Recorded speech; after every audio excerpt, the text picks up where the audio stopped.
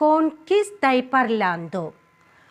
കോൺ കി സ്റ്റൈ parlando എന്ന് ചോദിച്ചിട്ടുണ്ടെങ്കിൽ ആരുടെ കൂടെയാണ് നീ സംസാരിച്ചു കൊണ്ടിരിക്കുന്നത് എന്ന് പറയാൻ വേണ്ടിയിട്ടാണ് ഈ സെൻറ്റൻസ് ഉപയോഗിക്കുന്നത്. കോൺ എന്ന വാക്കിൻ്റെ അർത്ഥം കൂടെ, കോൺ കൂടെ. ഇനി കി എന്ന് പറഞ്ഞിട്ടുണ്ടെങ്കിൽ ആരുടെ. അപ്പം ആരുടെ കൂടെ, കോൺ കി സ്റ്റൈ parlando.